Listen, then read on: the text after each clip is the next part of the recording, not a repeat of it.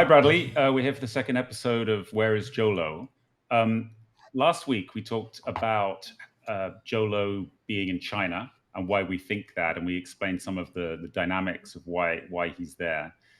And today, we want to go a bit deeper to explain what kind of reporting we have that makes us believe that he is in China. We're going to look very specifically at Hong Kong, obviously a part of China these days. We're going to look into companies that he controls. And we're going to ask the big question, which is, does he still have control of a yacht? He famously lost control of the Equanimity, his $250 million yacht, which was seized by the feds and eventually sold. And the money went back to Malaysia. But we believe that he may still have another yacht based on some information we have about membership of yacht clubs. So we're going to talk all about that today. And we're also going to show you how we do our jobs. Bradley and I have been working together since 2015, 7 years now. And we often have to get deep into documents. We did that for Billion Dollar Whale. We're doing it for a lot of our projects now at Project Brazen. And we want to talk you through how we use documents to know what we know rather than just, saying it. So Bradley, you found some pretty interesting documents relating to Jolo, his family, and Hong Kong. So why don't you talk us through those? Yeah, I think it comes down to Jolo is not by himself in China. He's obviously with people, and there's a few people that are the core group. There's people like Eric Tan, best known as Fat Eric. He's with Jolo all the time up until at least recently, according to our information. Casey Tang, some of these other kind of key members of the 1MDB story, like Nick Faisal, they're all they're still in a kind of group, a collection. One of the most interesting people that's still out there and in China with Joe is called Catherine Tan, or Cat Tan. And it's kind of an amazing story, but he met her in Las Vegas. She was the VIP kind of person for one of the casinos there. And they hit it off, and she became his kind of personal secretary, traveling around the globe, millions of dollars, so obviously, became a rich person herself. And then when things started to get ugly, and again, with the FBI investigating, one of the first people to disappear was Catherine Tan. She obviously had the keys to the kingdom, so to speak, and she immediately packed up everything from New York. She lives in a super fancy apartment in Manhattan and hightailed it to China. And she's been hanging around Beijing primarily ever since.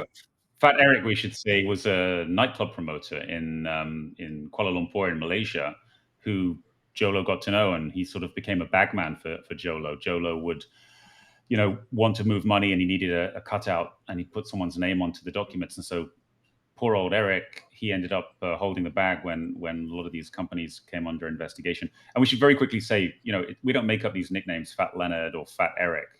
This is what Jolo actually called Eric, Fat Eric. So that's why that's his nickname.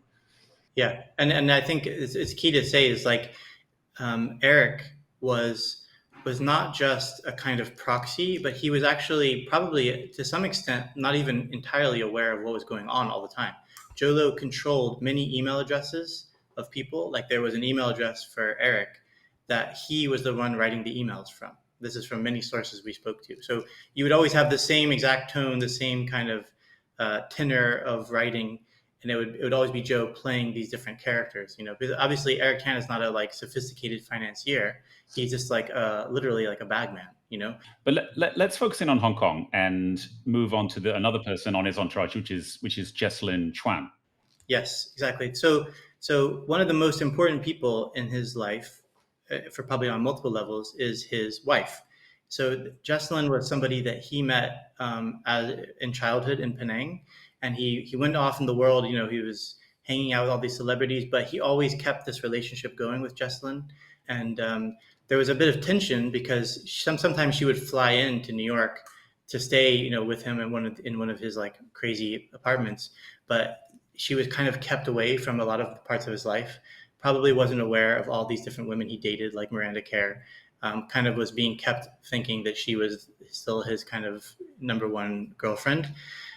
After all of the things started to fall apart for him, he ended up getting married with her. They've had children. So what we found was that Jesslyn is actually her name is on a lot of the bills, and also just in general acting as a kind of conduit for anything related to Joe. And what we came across is we found an application to join the Royal Hong Kong Yacht Club. This is from a source at the yacht club, and there's a lot of interesting metadata here. So one of the things in the document is that she describes herself as a group investments director for a company in Hong Kong called Kinetic Profit Company Limited. And another thing that's interesting in there is she has a bank account at ICBC in Hong Kong. We also found other information about other bank accounts with major global banks like HSBC. This Kinetic Profit Company, we can unpack this a little bit. There's why is he at the Royal Hong Kong Yacht Club is an interesting question, which we can get to after this. But first, Kinetic Profit. So we have some friends in the investigation business from a company called Alico, and they kindly helped us just go through the Chinese records for this company. And there's immediately on the first page, it jumps out at you a major Jolo connection, because one of the directors of this company in the past was Lo Take How, which is better known as Howie. That's Jolo's cousin, and he is a key member of the entourage to this day. He's one of the guys that stayed with Joe after all the bad things happened with the global investigations.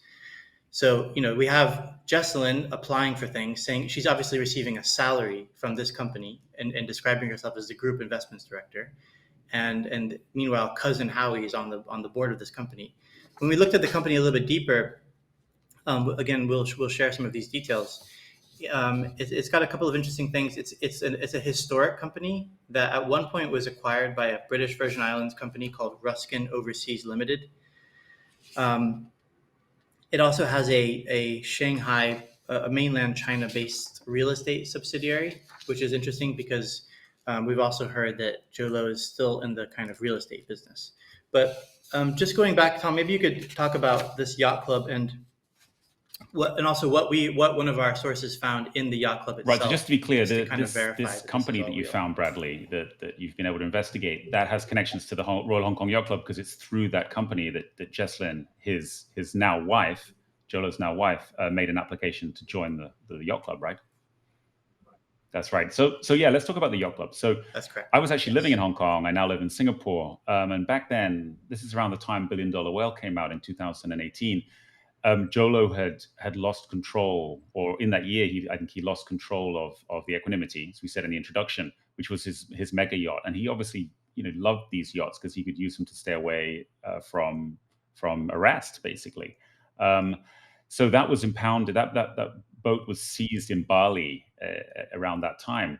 And so at that time, he was living in Hong Kong in an apartment in Admiralty, which is an area of Hong Kong. He was staying in the Conrad apartments there. We had sources, so we knew he was there with his family. He was doing things like buying a safe at the time to store his money in the apartment, and he was not laying that low, frankly. He was walking around the Pacific Place shopping mall, for those of you who know that mall, still buying luxury goods. Jesselyn Tran, his then girlfriend, now wife, was with him.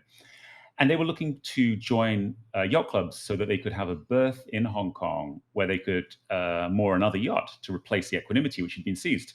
So they went down to the Aberdeen Marina Yacht Club, which is down on the south side of the island, a posh yacht club. And he was seen. I would get calls from people who I knew who were members, or they were just there. We used to go for kids' birthday parties at this place very regularly. And they call and say, we've seen Jolo walking around. People would send photos. And then reportedly, he was turned down by the management for a berth because they worked out who he was. And Jolo, I think, had applied for membership there under his own name, or at least he was himself walking around the club, and so that they knew that Jolo was associated with that attempt to get a berthing. So it didn't work. Then he changed to the north side of the island, Hong Kong Island, to the Royal Hong Kong Yacht Club, which is one of the poshest yacht clubs in Asia. And he makes an application for membership, not in his own name, but in the names of, I believe it was Jesselyn, and also his sister and sister's Scottish husband. I think a bunch of those people were putting their names up for the nomination committee. We knew this because we had a source who was seeing the whole nomination process. And so, yeah, that was what went on. And as far as we know, we do know they became members. Jolo himself was not named, but because he was using his wife as a cutout there to join, he was able to do so. And Bradley subsequently, much more recently, has found this company. So that's another bit of evidence that shows us that they did have that berth. And now what we're trying to do is we're trying to work out whether they actually do have a boat associated with that application, that membership of the Royal Hong Kong Yacht Club. And if they do, that would be very interesting, because that would be a boat that they'd be able to use to move around. Yeah. It's also just kind of mind-blowing that it's as simple as using your wife's name in order to have access to the global banking system. Here we have one of the world's most notorious financial criminals, alleged, who is instantly would be banned from any bank as soon as he walked in the door. But yet he's able to use people like his own wife to open bank accounts and transfer money around the world. Also, when we were, for example, it's actually hard for Jolo to pay his legal bills, right? He's paying tens of millions of dollars, if not even more than that, per year to law firms, but he can't have a bank account. So how is he doing that? Somebody else also can't act as a conduit for Jolo, because that's money laundering. So, but yet there's lots of people that we've found over the years who have been doing that kind of favor for him. There was the member of the royal family of Kuwait that was clearly involved, and some people related to him. There was even a transaction in Malaysia that you could trace back to a Kuwaiti name on a Cayman Islands company. Clearly, it was part of the whole Belt and Road kickback money scheme. And then there's also our Thai friend, Tom. Maybe you could talk about him a little bit. Bradley, I'm going to make you pronounce his name. Go on, have a go. Feng Phian Laogam Nerd. Not Close bad. Enough. Yeah. So Feng Phian Laomong Nerd was a Harrow school friend of Jolo's, a Thai businessman. They'd gone to school together in the UK in the late 90s. And as Bradley was saying, one of the problems Jolo has is he's cut out of the global financial system, but he still needs to pay people like Shillings in the UK, his lawyers, and Cobra and Kim. And the way he does that is he has to use other people. So we know for sure that Feng Phian Laomong Nerd paid for some of his legal bills at one point. Now, of course, Jolo would say, "Well, I haven't been, I've been indicted in the U.S. and in Singapore and Malaysia, but this is all political, and I'm yet to face justice, and I should have legal counsel." But obviously, we don't know where he is. He hasn't come to face any of those charges, and so he has this trouble of having to pay his lawyers, and that's how he does it. He does it through these cutouts. Even more interesting is those people have to sign a piece of paper saying that they're paying for it out of their own money. They can't say, "Oh yeah, I'm just the guy that's like receiving money and passing it on." And one of the things that emerged from some of the U.S. court documents was that there was a couple of Hong Kong-based companies. One of them was called Red Rock 9. Sounds familiar? Red Granite, Red Rock. And then there was another one called Lucky Mark Trading. And those companies were receiving huge inflows of money from mysterious sources, and then being used to pay all kinds of people, including Praz from the Fugees, who's about to go on trial for his role in the whole trying to, pervert the course of justice and money laundering, and also taking Jolo's money and putting it into two political campaigns, Obama's and the Trump campaign, which is illegal to have foreign money.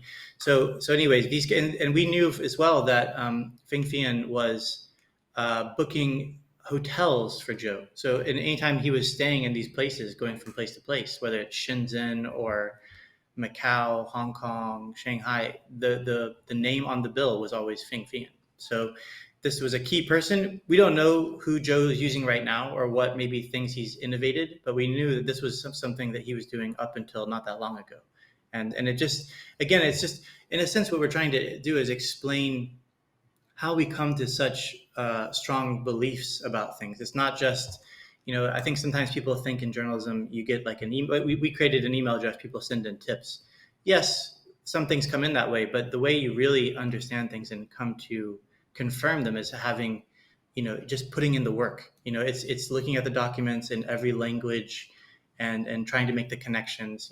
With 1MDB, the galaxy of offshore companies and the flows is unbelievable. It's something you could literally do a PhD on, or maybe 3 PhDs on. And so it's even still, it takes us time to kind of catch up on things we used to know really well in the past. So some of it's documents, like Bradley's saying, and some of it's humans who are with him. So people who are at the yacht club, people who saw him, people who were in his inner circle on the run almost at certain points, who helped us know where he was and what he was doing. And so that's how we built up the picture of it. And that's why when we say he's in China, we're not just, I don't know, pulling that out of our ass. We're actually doing it based on work that we've done, and we're going to continue to do. And we hope that you will also help us with. If you're listening to this and have any information, you can send it to us at projectbrazen@protonmail.com. And that's a totally anonymous way for you to get in touch with us. We will, if you don't want to be named, or you feel like this is very sensitive, don't worry. We will be very careful. We'll be careful with metadata, but stripping all of that off if we're going to use anything, and how we talk about the documents that you may send in. Yeah, and then there's other companies as well that are associated with Jho in China. We'll share more details of some of those. No need to go through them all, but there's a lot of evidence of activity of Jho's China-based business activities. And just one other thing to kind of think about as well is, Jolo started off as a kind of Chinese intelligence asset. He was able to explain and convince the Chinese intelligence apparatus that he could help essentially control the future of Malaysia's geopolitical positioning and put it in favor of China. And it's my belief that over time he's actually become quite valuable for things like that. What I would love to know what else Jho Low's involved in. We've heard a lot of sounds about Jho Low being involved in other Belt and Road Initiative projects around the world, and playing some kind of behind the scenes role in trying to negotiate those and think through elements of the strategy. And it's actually an incredibly important story. It's one of those things where Jho Low may seem like a kind of funny character who went out and had crazy parties, but he really evolved over time into one of the most fascinating and in some ways dangerous people, because he was not only he not only has all this money, which has not been recovered, potentially billions still, but he also has insinuated himself in this global infrastructure plan that's extremely controversial. And in some ways, his role in it is the truth of the Belt and Road Initiative. So that's something that we want to investigate more. If people have any ideas, we'd love to find out. Okay, should we talk a little bit about what we're going to be saying next week on our show? I'm going to be talking to Syed Saddiq, who's a former Malaysian minister, about why is Malaysia so worried about confronting China on this? Because that's really a key part in all of this. Malaysia, you'd think, would want to get Jho Low back. It would be a fairly large priority. They have recovered $4.5 billion, or so they say, from this. This is Goldman Sachs paying fines, some of the assets that the US seized and sent back, all of that. About 4.5 billion at least was stolen. But then actually 1MDB, the fund from which the money was stolen, raised 12 billion, and there's huge interest payments and principal payments on all of that debt. So the Malaysians are still hugely on the hook for this, and Malaysians will be paying for this for generations to come if they don't sort it out. So you'd think they'd want Jho Low back, but they don't really make a lot of noise. I mean, when we launched this last week, the Home Minister of Malaysia came out and said, well, if they've got information, why don't they tell us where, Bradley and I, why don't we tell them where he is? Well, that's not our job. Our job is to keep investigating and to put pressure and to, like Bradley said at the beginning, we're not going to arrest anyone. We're not going to chase down Jho Low. We're just looking for information and doing our job as journalists. And so I'm going to talk to Syed Saddiq about that. And Bradley, you've got someone very interesting that you're going to bring on the show too.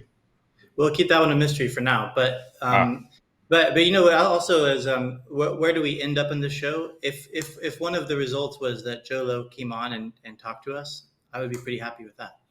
We'd love to hear from him. We've never heard any kind of defense from Jho Low or any kind of explanation. This would be a great opportunity. We'll run an extra long episode if he wants to join us, and we'll go through it from the beginning, because I think people want to hear. Just to finish off, we should say that Fat Leonard, who's the subject of our Fat Leonard podcast, has gone on the run as well. As of yesterday, he broke his ankle bracelet off in San Diego in home detention, and we don't know where he is. And so Leonard Francis is on the run, same as Jho Low, both from Penang, both on the run. And yeah, we will continue to follow both of those stories. But for now, that's all from us, and we'll see you here next week.